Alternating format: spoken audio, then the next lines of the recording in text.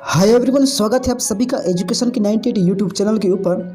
दोस्तों, क्लास में आगे बढ़ने से पहले मैं आप लोगों से हाथ जोड़कर माफ़ी चाहता हूं, क्योंकि काफ़ी दिनों के बाद जो है मैं आप लोगों को जो है विधान परिषद का दूसरा पार्ट लेके आया हूं दोस्तों। तो दोस्तों चलिए आज की क्लास हम शुरू करते हैं और कवर करते हैं हम भारतीय राज्य व्यवस्था का 27वां अध्याय विधान परिषद का 20 इंपॉर्टेंट प्रश्न है और ये पार्ट 2 है। जी गाइस, ये पार्ट 2 है। पहला पार्ट जो है मैंने आज से पहले दे चुका है, तो अगर आपने अभी तक उसको नहीं देखा है तो आप जाकर जो है मेरे यूट्यूब चैनल में जो प्ले लिस्ट बना है आप वहाँ जाकर विजिट कर सकते हैं। तो चलिए आज क्लास हम शुरू करते हैं और कवर करते हैं आज की क्लास की मोस्ट 20 इंपॉर्टेंट प्रश्न विधान परिषद के। सो फ्रेंड्स, ये रहा पहला प्रश्न है आपके सामने। विधान परिषद के कितने सदस्य प्रत्येक दूसरे वर्ष अवकाश ग्रहण करते हैं? विधान परिषद के कितने सदस्य प्रत्येक दूसरे वर्ष अवकाश ग्रहण करते हैं? तो कितने सदस्य अवकाश ग्रहण करते हैं? तो ये करते हैं 1/3। तो ऑप्शन नंबर बी इसका सही जवाब हो जाएगा। ऑप्शन नंबर बी इसका सही जवाब हो जाएगा। अगला प्रश्न है, विधान परिषद की गणपूर्ति कोरम कुल सदस्य संख्या का कितना भाग होता है? तो कितना भाग होता है? तो ये होता है 1/10। कितना होता है? 1/10। तो ऑप्शन नंबर डी इसका सही जवाब हो जाएगा। ऑप्शन नंबर डी इसका सही जवाब हो जाएगा। अगला प्रश्न है, विधान परिषद के बैठक की अंतिम तिथि तथा दूसरी बैठक की प्रथम तिथि के बीच कितने समय से अधिक का अंतर नहीं होना चाहिए? तो कितने का अंतर नहीं होना चाहिए? तो ये है 6 माह से अधिक का अंतर नहीं होना चाहिए। तो ऑप्शन नंबर सी इसका सही जवाब हो जाएगा। ऑप्शन नंबर सी इसका सही जवाब हो जाएगा।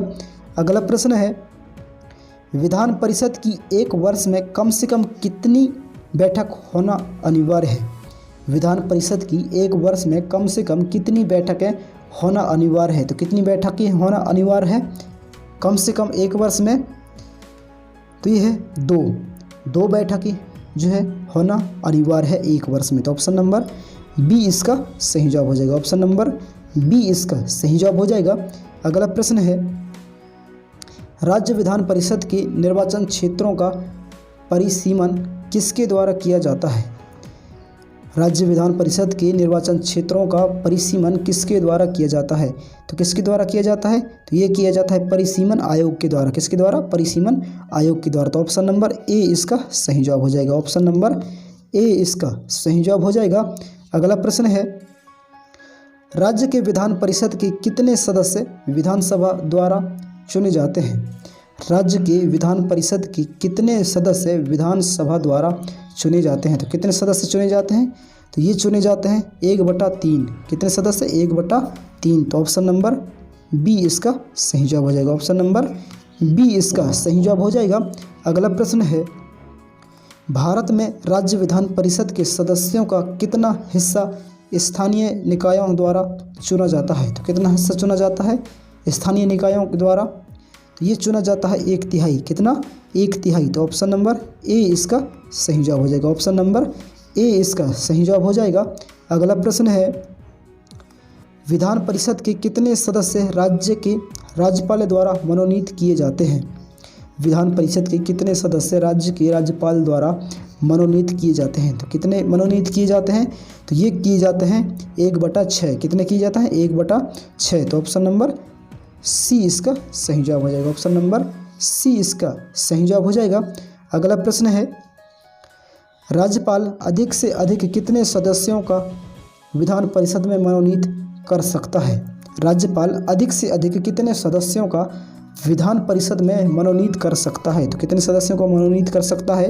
तो ये कर सकता है, कोई निश्चित संख्या नहीं है। कोई निश्चित संख्या नहीं है कि वे इतने ही सदस्यों को जो है विधानसभा में मनोनीत कर सकता है। तो इसका जो सही जवाब है वो ऑप्शन नंबर डी हो जाएगा।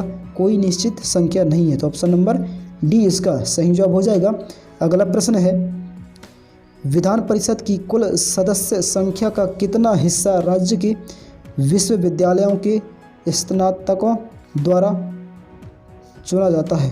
स्नातकों द्वारा चुना जाता है। तो कितना हिस्सा चुना जाता है? तो ये चुना जाता है 1/12। कितना? 1/12। तो ऑप्शन नंबर डी इसका सही जवाब हो जाएगा। ऑप्शन नंबर डी इसका सही जवाब हो जाएगा। अगला प्रश्न है, विधान परिषद की कुल सदस्य संख्या का कितना भाग माध्यमिक स्कूलों, कॉलेजों और विश्वविद्यालयों के शिक्षकों द्वारा निर्वाचित होता है? तो कितना भाग होता है निर्वाचित? तो ये होता है 1/12। कितना होता है? 1/12। तो ऑप्शन नंबर डी इसका सही जवाब हो जाएगा। ऑप्शन नंबर डी इसका सही जवाब हो जाएगा। अगला प्रश्न है, उत्तर प्रदेश विधान परिषद में राज्यपाल कितने सदस्यों को मनोनीत कर सकता है? उत्तर प्रदेश विधान परिषद में राज्यपाल कितने सदस्यों को मनोनीत कर सकता है? तो कितने सदस्यों को मनोनीत कर सकता है उत्तर प्रदेश में? तो ये कर सकता है 10 सदस्यों को। कितनों को? 10 सदस्यों को। तो ऑप्शन नंबर बी इसका सही जवाब हो जाएगा। ऑप्शन नंबर बी इसका सही जवाब हो जाएगा। अगला प्रश्न है, यदि किसी राज्य विधान परिषद का सभापति अपने पद से त्यागपत्र देना चाहे तो वह अपना त्यागपत्र किसको देगा? तो वह त्यागपत्र किसको देगा? तो ये किसको देगा? तो ये देगा उपसभापति को। किसको देगा? उपसभापति को। तो ऑप्शन नंबर सी इसका सही जवाब हो जाएगा। ऑप्शन नंबर सी इसका सही जवाब हो जाएगा। अगला प्रश्न है, किसी साधारण विधेयक को विधान परिषद अधिक से अधिक कितने दिनों तक रोक कर रख सकती है? तो कितने दिनों तक जो है रोक कर रख सकती है विधान परिषद? तो ये रोक के रख सकती है 4 माह तक। कितने माह तक? 4 माह तक। तो ऑप्शन नंबर ए इसका सही जवाब हो जाएगा। ऑप्शन नंबर ए इसका सही जवाब हो जाएगा। अगला प्रश्न है, बिहार विधान मंडल किससे मिलकर बना है? बिहार विधान मंडल किससे मिलकर बना है? तो किससे मिलकर बना है बिहार विधान मंडल? तो ये मिलकर बना है विधानसभा, विधान परिषद व राज्यपाल। तो इन सभी से मिलकर बना है कौन? बिहार विधान मंडल। तो ऑप्शन नंबर डी इसका सही जवाब हो जाएगा। ऑप्शन नंबर डी इसका सही जवाब हो जाएगा। अगला प्रश्न है, बिहार विधान मंडल में सदस्य होते हैं, बिहार विधान मंडल में सदस्य होते हैं तो कैसे होते हैं बिहार विधान मंडल में सदस्य?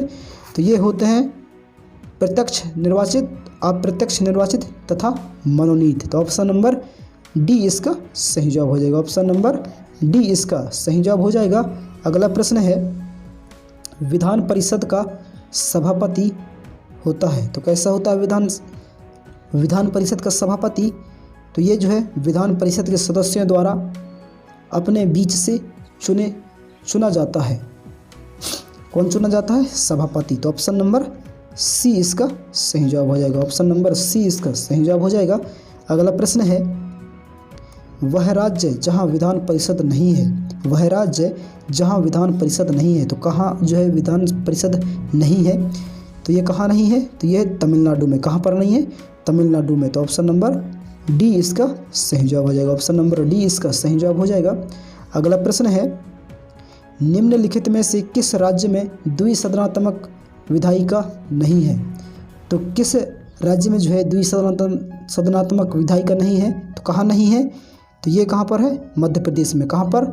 मध्य प्रदेश में। तो ऑप्शन नंबर बी इसका सही जवाब हो जाएगा। ऑप्शन नंबर बी इसका सही जवाब हो जाएगा। अगला प्रश्न है, आज की क्लास का अंतिम प्रश्न है, निम्नलिखित में से किस प्रदेश में विधान परिषद नहीं है? निम्नलिखित में से किस प्रदेश में विधान परिषद नहीं है? तो किस प्रदेश में नहीं है विधानसभा? तो ये कहाँ पर? उत्तराखंड में। कहाँ पर? उत्तराखंड में। तो ऑप्शन नंबर डी इसका सही जवाब हो जाएगा। ऑप्शन नंबर डी इसका सही जवाब हो जाएगा। तो सो फ्रेंड्स, कुछ इस तरह रहा आज का क्लास। कैसा रहा नीचे कमेंट कर जरूर बताएं, और आपने 20 में से कितने अटेम्प्ट किए वो भी आप नीचे कमेंट कर जरूर बताएं। और पहली बार अगर विजिट किए हैं हमारे इस यूट्यूब चैनल एजुकेशन की 98 में तो प्लीज़ चैनल को सब्सक्राइब कर बेल आइकन को ऑल प्रेस करें और हमें सपोर्ट करें, ताकि हम आपके लिए एक और नया क्लास बहुत जल्द लेकर आए। तो फ्रेंड्स, मिलते हैं नेक्स्ट क्लास में। तब तक के लिए जय हिंद, वंदे मातरम। अपना ख्याल रखिए और तैयारी करते रहिएगा।